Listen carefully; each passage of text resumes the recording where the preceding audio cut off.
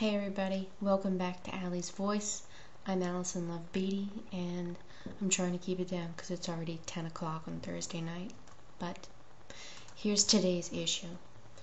Would you choose genetically modified insulin or natural insulin?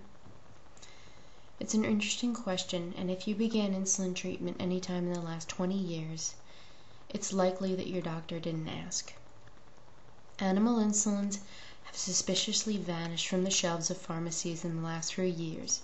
In 1997, an Eli Lilly media relations representative informed Scott King of Diabetes Health magazine that only 300,000 insulin users were on animal insulins.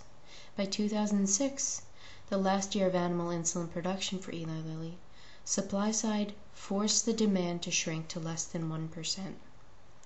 In less than 10 years, the insulin manufacturers were able to coerce doctors into forcing patients off of natural insulin and onto genetically modified insulins by the looming promise of animal insulin extinction. Since the introduction of insulin in 1923 until the debut of genetically modified human insulin in 1983, animal insulins were graduating to higher purity each year until the apex of nearly 100% in 1970. And this was thanks to novo technology. Animal insulins were the closest thing to vertebrate insulin. This had the therapeutic advantage because the therapeutic advantage was the fact that the antibodies created to attack the animal insulins were not similar to those created to attack human insulins. This evidence proves that the type of insulin used to treat diabetes can make the difference in helping beta cells regenerate or hindering them from recovery. Hint, the average honeymoon period has decreased since the introduction of genetically modified insulin. Eli Lilly warned doctors that they would discontinue production of animal insulins after more than 80 years in the business.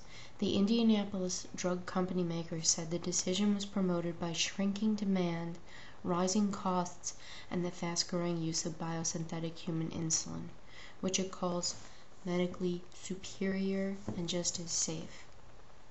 I beg your pardon, that sounds like the veneer of pharmaceutical marketing without peer review. The Declaration of Medical Superiority and Safety was absolutely unproven in 1983 and continues to be unproven today. This alleged shrinking demand was due to the company's warning of their decisions to discontinue production of the natural insulins. How many pharmaceutical sales reps were peddling genetically modified human insulin over animal insulins throughout the 80s? Tally the count. I can see it now, a million-man army dispatched with medals gleaming.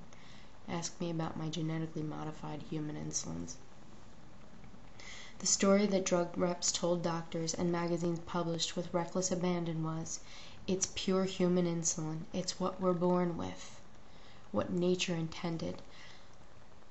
Again, like I said in my C-peptide blogcast, half right. Without C-peptide, where's the protection from hypoglycemic unawareness? Where's the protection from diabetes complications? I'm not sure if nature intended for E. coli to be the saving grace for cheap insulin manufacturing. According to Dr. John Holcomb, a Lilly research physician, it's just better. There's no turning back. Way to compromise, boys. Hold the phone, Dr. Holcomb. Genetically modified insulin to this day is manufactured by E. coli. Making insulin from bacteria inherently causes it to have less lipophilic, fat-loving tendencies than true human insulin. The insulin is absorbed into the muscles faster than the brain. The brain perceives this lack of glucose availability as relative hypoglycemia. We're going to address this one real soon because it's huge. In response, the body continues to exhibit the same symptoms of diabetes as long as it succumbs to the supernatural forces of genetically modified insulin. I've had a lot of tests done in my day, but the pancreatic E. coli count is a new one.